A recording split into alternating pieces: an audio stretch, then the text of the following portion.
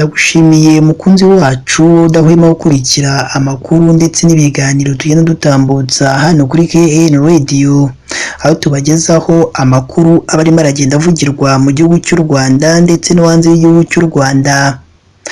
Abagiye batandukanye bose bakomeje gushimira inkuru nziza cyane cyangwa bakomeje kunezezwa n'inkuru nziza yasakaye mu rwa Gasabo, bitewe n'inkuru nziza cyane yari imaze gutangazwa binyuze mu itumanaho rya MTN Rwanda, bitewe n'ibyo yari imaze gukorera ku bigo by'amashuri bigiye bitandukanye bya hano mu Rwanda.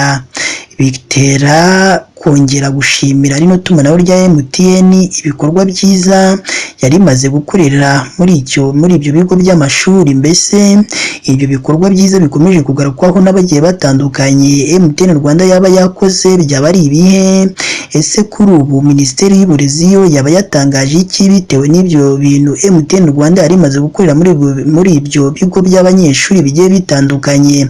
Mbese kuri ubu ababyeyi bo baba batangaje iki? Ibi ndetse n'ibindi bigiye bitandukanye nibyo bikubiye mu makuru twaguteguriye umunsi. Icyakora icyo tugusaba ni kimwe gusa, ni uko wajya munsi y'iyi nkuru urabona ijambo subscribe cyangwa se abone, utukandaho n'akazugira kaza nako ntugasige nako tugakandaho. Icyo gihe uzaba ushimangiye yuko ugiye kujya uba uwa mbere mu kubona amakuru meza ya KN Radio tugenda tubagezaho umunsi ku wundi. Reka twitse gatonya ubundi tuze tubavira imuzi n'imuzingo iby'iyi nkuru nziza cyane yongeye gushimisha abanyarwanda bagiye batandukanye, bitewe n'ibyo MTN Rwanda yari imaze gukorera abanyeshuri. Reka nongere mbahe ikaze bakunzi ba KN Radio, aho tubagezaho amakuru aba arimo aragenda avugirwa mu gihugu cy'u Rwanda ndetse no hanze y'igihugu cy'u Rwanda. Abagiye batandukanye bakomeje gushimira MTN Rwanda bitewe n'ibyo yakoreye ku bigo by'abanyeshuri. Ababibonye bose bongeye gushimira iyi nkuru nziza MTN Rwanda yari yakoreye abanyarwanda. Iyi nkuru nziza rero yabaye binyuze muri gahunda ya Dusangiye Lunch. Sosiyete y'itumanaho ya MTN Rwanda yatanze miliyoni 30 yo kuzifashishwa n'ibigo by'abanyeshuri mu kugaburira abanyeshuri barenga ibihumbi 10 mu mwaka w'amashuri 2024-2025. Dusangiye Lunch ni gahunda ya Minisiteri y'Uburezi, aho abantu bakangurirwa gutanga amafaranga kugira ngo bagire uruhare mu kugaburira abanyeshuri ku mashuri. Iby'iyi nkunga MTN Rwanda yabitangaje ku wa gatanu tariki ya 4 Ukwakira 2024 ubwo hatahagwa ku mugaragaro igikoni cyubatswe mu ishuri ryo mu karere ka Gicumbi rya GS Bukure kuva muri Kamena uyu mwaka, ku bufatanye bw'iyi sosiyete binyuze mu bikorwa byayo byo kwita ku bakeneye ubufasha binyuze muri gahunda yitwa MTN Yellow Care. Iki gikoni cyuzuye gitwaye arenga miliyoni 15, cyubatswe mu buryo bugezweho kandi bubungabunga bidukikije, kuko nka mbere igikoni cyari kiri muri iryo shuri cyakoreshaga amakamyo 10 y'inkwi ku gihembwe, ariko ubu bakaba bakoresha amakamyo 2 gusa ku gihembwe.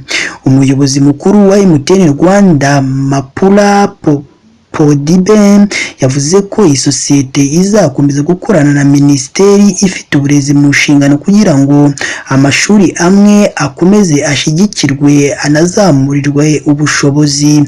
Aha uyu muyobozi wa MTN Rwanda yagize ati: twishimiye kugira umusanzu kuri gahunda ya Minisiteri y'Uburezi yo kugaburira abanyeshuri.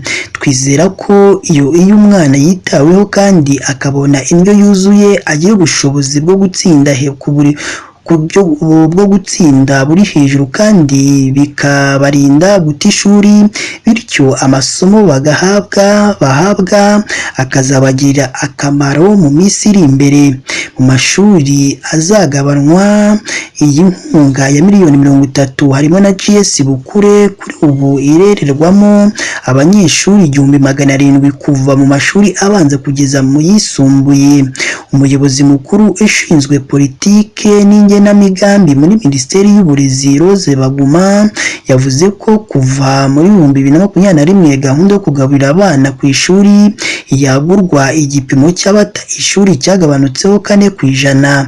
Ati hamwe n'izindi gahunda zituma abana badata ishuri tugenda dushyiraho tubona ko zigenda zitanga umusaruro kuko byohereza ababyeyi mu kwita ku bindi. Tuzakomeza gushyiramo imbaraga kugira ngo abana bige neza kandi barangize ibyiciro baba barimo. Yagaragaje ko kubona iyi nkunga ari ingenzi ariko ababyeyi badakwiye kwirara ngo bareke gutanga umusanzu wabo kuko iyo nkunga ibonetse hari n'ibindi biba bikenewe kwitabwaho nko kongera ibikoresho nkenerwa mu gutunganya amafunguro, kugeza ibikorwa remezo nk'amazi mu mashuri ndetse n'ibindi. Abanyeshuri barenga miliyoni 3,900,000 nibo bagaburirwa ku mashuri.